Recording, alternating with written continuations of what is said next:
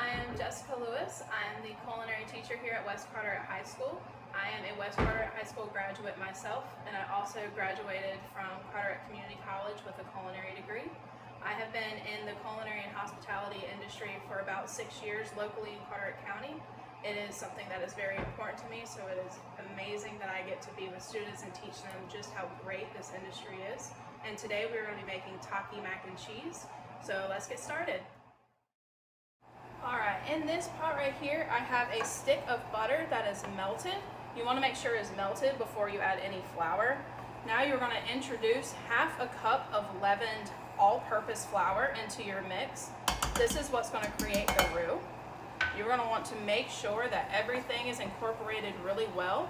And it's going to start to look like wet sand. You will see it start to get to almost like a paste consistency. Now, a roux is something that thickens.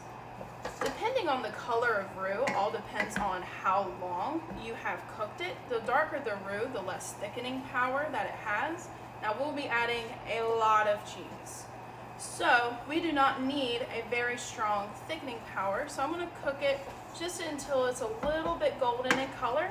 And then I'm going to introduce the milk. When I introduce the milk into the pot, what's going to happen is you are going to see it start to singe up. When it singes up, that shows that it is thickening. You can tell that I can draw my spoon across the pot and it leaves a complete line. Now, I am slowly going to whisk the milk in with the flour in small batches. That way I make sure everything is incorporated really well and you can see it come together.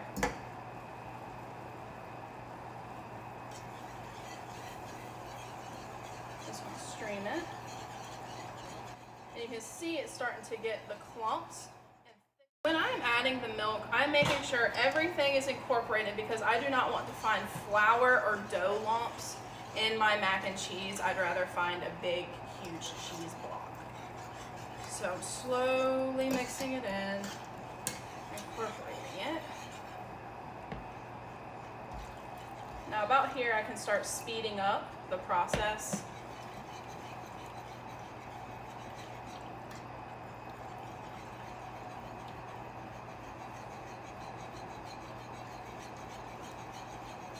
Notice how it's starting to break down and incorporate.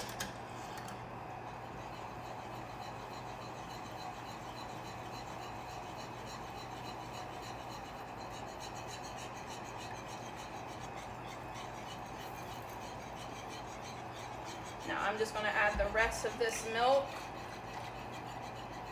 and let the milk come to temp. You want to make sure, now I am using cold milk, you want to make sure that everything is heated. That way when I introduce the cheese, it's not going to singe up and take a while. So once everything is heated and brought together, I will introduce the cheese. Now in this measuring cup right here, I have an 8-ounce block of freshly shredded white cheddar, and I have an 8-ounce block of freshly shredded Colby Jack.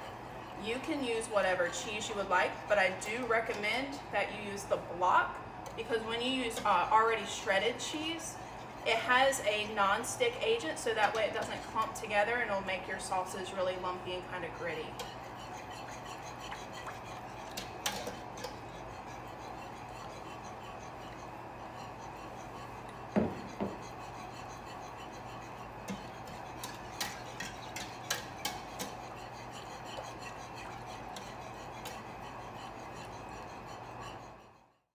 Now this is curly parsley.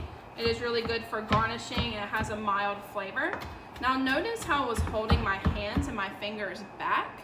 I want to do more of a bear claw. That way I'm not chopping my fingers off accidentally. The other motion you are seeing me do right now is called harping.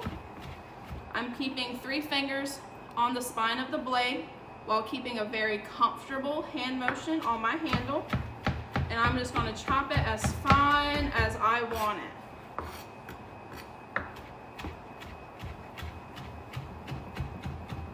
I think that'll be good. And you can keep up changing angles. That way you're not cutting the same leaf into little pieces. There we go.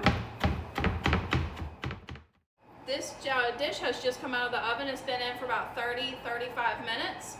Now what you can also do, instead of just putting the Taki mixture on top, you can put a layer of cheese to enhance the more cheese, because what's wrong with more? After it's all done and ready to garnish, I'm just going to sprinkle a little bit of parsley on top for a little color pop. And it is all ready to go. In our Career Academy for Culinary and Hospitality, we do work-based learning, such as what we demonstrated today in job shadowing, such as internships. In our class, we also go over in Culinary 1, we learn about sandwiches and pizza, soups, sauces, dips, egg cookery, and it is a very big deal for me to be able to teach somebody how to provide food for themselves. At one point, we enjoy cooking or love to cook for others. So we like to at least show you how to provide for yourself. In Culinary 1, we also teach ServSafe. ServSafe is a national accreditation that allows you to work in restaurants and shows that you are able to handle food properly, and allows you to even get employment based off that certificate. Thank you so much for joining me today, and I can't wait to see your class in the fall.